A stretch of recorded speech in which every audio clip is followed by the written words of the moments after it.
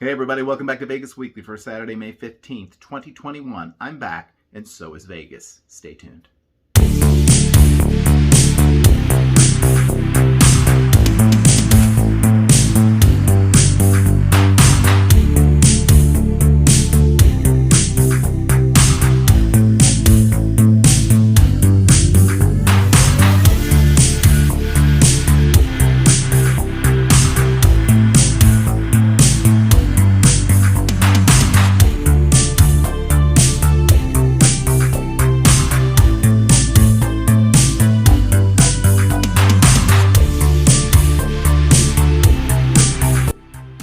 Okay, welcome back to the show. Hope everyone's recovered from the live stream the other night. We had a really good turnout.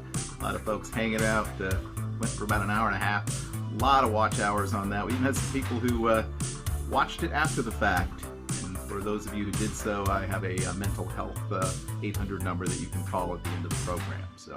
But no, that was fun. We haven't done that in a few months, and we're gonna have to get back to doing a monthly live stream. It's fun. It's fun for me to do it, but it's just fun to bring everybody together and chat. And of course, as usual, we got off on a completely unrelated topic. I think we were talking about French fries and hamburgers by the end of the night, but it was good fun, and I appreciate all of you who dropped by, however briefly, and certainly all of you who hung around for the full hour and a half. So there's a lot of news this week in Vegas, but it comes down to basically one thing. The Vegas that you were used to is pretty much back. Last week we talked about how both Cosmopolitan and Wynn had gotten approval to go to 100% capacity. And this week we saw a number, in fact, most of the remaining major casino properties in Las Vegas followed suit with MGM, Caesars, Boyd, and Red Rock Resorts all getting approval to basically go to 100%. All the casinos, essentially all businesses in Las Vegas, should be back to 100% by the 1st of June, but it sounds like most of them will be there before that.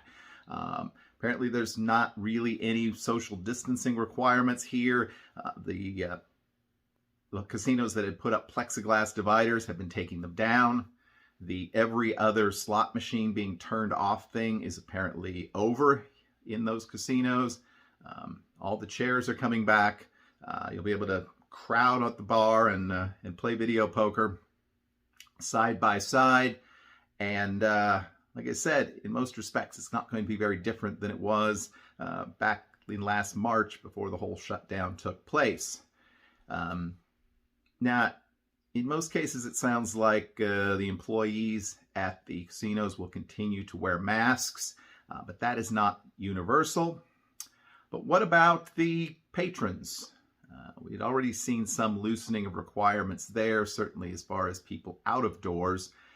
But perhaps the most significant announcement we have had, or the most significant development we have had since the beginning of this pandemic, with the possible exception of the rollout of the vaccines, was an announcement from the CDC midweek that, hey, if you've been vaccinated, there's really no need for you to wear a mask. There's really no need for you to socially distance, indoors or outdoors. And a lot of places have basically gone on the honor system and said, okay, you don't have to wear a mask if you're vaccinated, but you don't have to prove you're vaccinated. So personally, it has no effect on me. I could care less one way or the other what you choose to do for your own personal health or safety, because I've been fully vaccinated. I know. Well, I can't feel it in my arm anymore, but it's been 2 weeks past my second vaccination date. I am as immune as I'm going to be, at least in the short run. So I'm pretty indifferent to it. I know there will probably be people who will be in an uproar over the fact that everyone is not wearing a mask anymore. But I suspect over the next several weeks, we are going to see very quickly the complete breakdown of these mask requirements.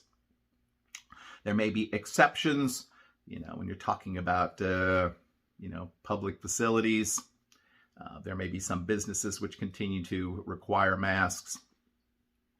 And I suspect that you will continue to need to wear a mask when you are using public transportation of any kind, or certainly on a plane, in an airport, possibly in your taxi or Uber.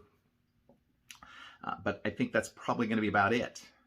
And for those of us who've been hiding our bad teeth for the last 15 months, we can no longer do so. My crooked smile will be much in evidence once the mask requirement ends. And it's just, like I said, it's like a crack in a dam. It's not going to take very long. At first, it's just a little seepage of water, but again, I think over the next few weeks, you're going to see the vast majority of people are going to eschew wearing masks, and the vast number of places that those people go are no longer going to require it. And say what you will. I mean, the reality is that a lot of the same people who didn't want to wear a mask are a lot of the same people who aren't going to get the vaccine. But again, what are you going to do? I guess the main thing you can do is to do what you feel you need to do to protect yourself and your family. And for most people, that's going to involve getting vaccinated. And once you've done that, those other folks pose little or no threat to you and you to them. So there you go. Of course, keep in mind that I am not a medical doctor, and my opinion on this matter is simply that. But I think that's what you're going to see in Vegas. And what that means is Vegas is going to look very, very much like it used to. And for those people who have been waiting for the opportunity to go until things were 100%, that time is pretty much upon us. Now, again, I actually saw something on social media this week. I think it was on Twitter. Someone posted something about the capacity requirements. They found a placard, I think, at Red Rock or something that stated that the maximum capacity fire code was like 8,700 and some people. And which, again, brings to mind the fact that for most of the casinos, even 25% capacity was not a big deal, certainly not 50%, because you rarely get anywhere near those fire code numbers. But it certainly will impact restaurants and bars. And for those folks, we're certainly grateful that they are going to have an opportunity once again to operate at full capacity and hopefully make a go of things. There are restaurants that closed, and we don't know that they're ever going to reopen in some cases, certainly within some of the casino hotels, that's the case. And so we will see again over the next few months. But basically all the hotels are up and operational and should be operational at that 100% level anytime you go from now on. So very good news, and we certainly hope that good news continues. Of course, we continue to keep those folks in other nations who have not been so fortunate in our thoughts. And we certainly look forward to the day that the travel restrictions from places like the UK and Canada, where we have so many great Vegas fans, will end so that those folks can come and enjoy the new old Las Vegas. So, speaking of new and old, we're happy to bring you the third in a three-part series of guest mixologists from our one and only Vino, 60-second cocktail. This week he has an interesting take on a couple of classic cocktails. So without any further ado, take it away, Vino. All right, Johnny boy, thanks a lot again for having me on the show. I want to give a big shout out to my buddy PJ and say hello to everybody out there in Vegas tips and tricks land. If you don't know, I'm Vino Valentino of 60-second cocktails. And ladies and gentlemen, today I have a real good treat for you today. Another delicious summer cocktail, a pina colada daiquiri. That's right, guys. I'm going to combine two of the best summer cocktails ever created, the pina colada and the daiquiri, into one delicious, heavenly, dreamy beach cocktail, right guys? So I got my cheat sheet here. Let's look at what's in the sauce, all right? We're gonna do 1.5 ounces of white rum. Now I'm using Cruzan, but you guys can use the Bacardi or whatever white rum you guys have at home, all right guys? Then I'm gonna do a 1/2 ounce of Malibu coconut rum liqueur, all right guys? That is where we're gonna get our sweet component and also our coconut flavor from, all right? We're gonna do 1/2 ounce of freshly squeezed lime juice. You guys can use the bottle stuff if you do not have the fresh stuff. It's not a big deal. And then we're gonna do 1 ounce of pineapple juice, and that's gonna give us our pineapple component for that pina colada vibe, right guys? Super simple cocktail. We're gonna love this. We're gonna bang this out. You guys are gonna have an amazing summer. Thanks to Vino Valentino. All right, guys. Anyway, listen, so let's get started with the cocktail. The first thing we're gonna do is we're going to put ice inside the shaker. All right, guys. Then we're gonna do our 1.5 ounces of white rum. Like I said, you guys use Bacardi or whatever it is you have in stock. I have some Bacardi, but I do like some of the flavor notes that come in the Cruzan. Not a big deal, all right, guys? And then 1/2 ounce of your Malibu coconut rum liqueur. This stuff is one of my favorite things in the world to use. Absolutely love it. It's so great. It's like summer in a bottle, let's be honest. 1/2 ounce of lime juice. Again, if you don't have this freshly squeezed stuff, not a big deal. Don't worry about it. Don't let any of these cocktail snobs tell you differently. I've been in the business 15 years. Enjoy cocktails the way you like them. All right, guys? So we're gonna do 1 ounce of pineapple juice. All right? Again, you don't need to freshly squeeze your pineapple juice. That's for sure. That is no fun. All right, guys? So we are gonna now shake up our cocktail. Let me close this up real good. 15 seconds. Good rule of thumb for shaking your cocktails. I am in full summer mode, guys. I'm ready to go, ready to rock and roll. You know, summer's still going to be a little tricky with what's going on in the world, but I think we're heading in the right direction, right, guys? All right. So as you can see, what I'm doing here is I'm capturing the pina colada flavors, but I'm making it in the style of a daiquiri, right, guys? So as usual, I like to double strain my cocktails, but if you do not want to do that, you can go ahead. I just like to keep the ice bits out. That's just me. All right, guys, so there's our beautiful looking cocktail. I mean, that is got that beautiful white, you know, off-white color of a pina colada. I mean, it looks like a pina colada in a more liquid form. All right, guys, so that looks absolutely fantastic. Oh my God, I can smell it already. For you guys that don't know, I'm Puerto Rican, and the pina colada was invented in Puerto Rico. So it's my absolute favorite beach cocktail. I would like it if I was born in any country, but it you know, hits close to home, let's just say.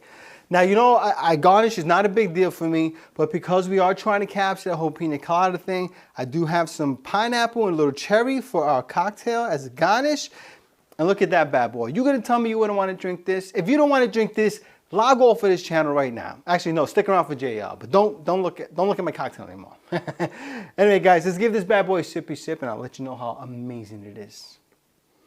Oh, right off the bat, you're getting coconut and pineapple and palm trees and suntan lotion and let's give it a sippy sip. Oh, that is absolutely fantastic, guys. That is absolutely delicious. You guys will not be disappointed with that. It has got everything you look for in a pina colada. Doesn't have the creaminess from a pina colada, obviously, because it's liquid here.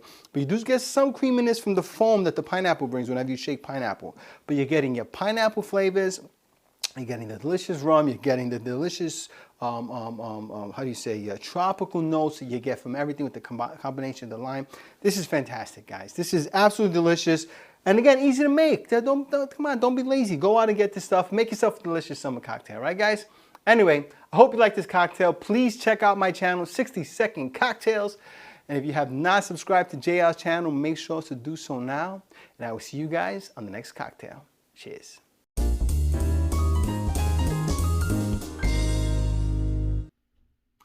All right, excellent job as always, Vino. Always happy to have you on the program, and gives PJ a little break. He's got so many other irons in the fire.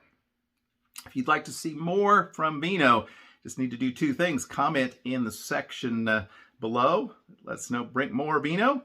And also make sure that you are subscribing to his channel, 60-Second Cocktail. I haven't been doing this much lately. I'm going to put a link to his channel in the show notes below. Go to his channel, click on it, say, hey, I saw you on Vegas Tips and Tricks on Vegas Weekly, and maybe he'll come back and share some more fun cocktails with us. That was certainly an interesting one, and he always has an interesting take on things. Today's Vegas tip or trick may sound a little odd, or it may sound just right. The Vegas tip of the week is to tip in Vegas. Las Vegas is a gratuity-driven city. So many people work in the service industry, and so many people depend upon your tips to take care of themselves and their families, to pay their bills. It has been a difficult year, certainly, for many of those folks. With the visitor traffic very, very low, their income has dropped. Even those people who had jobs were not making nearly the amount of money that they normally would, and certainly had an impact on themselves and their families. So when you go to Vegas, tip. And it's an advantage to you, because when you take care of the people that are taking care of you, they tend to take better care of you. We certainly recognize that with cocktail waitresses.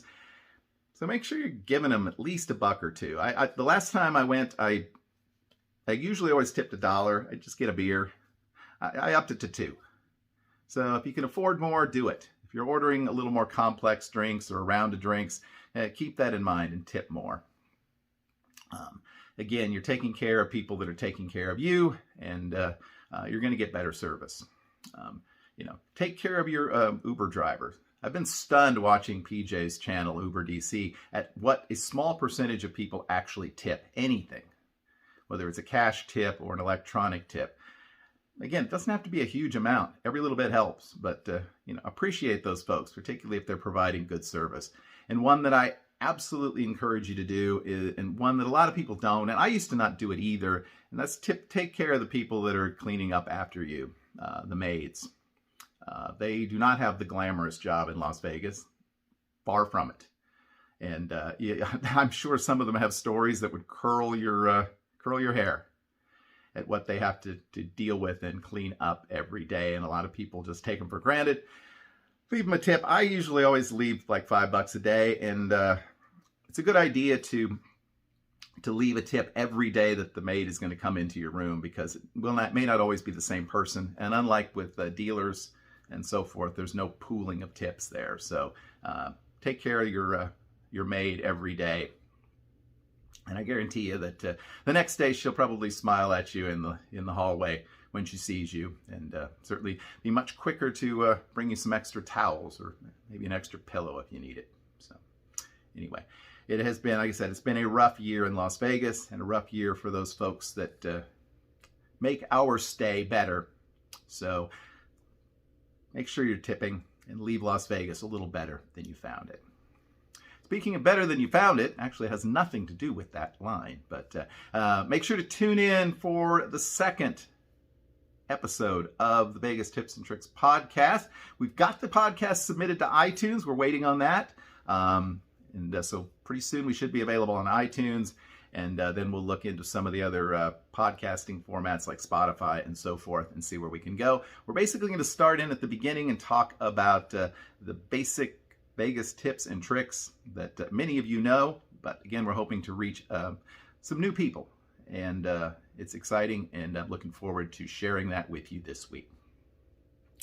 So look for that, and then once again, we're taking Wednesday off because we're doing the podcast, but we'll be back again next Saturday with another episode of Vegas Weekly. Until then, I hope that you have a great, lucky, and healthy week. We will see you soon. Bye-bye.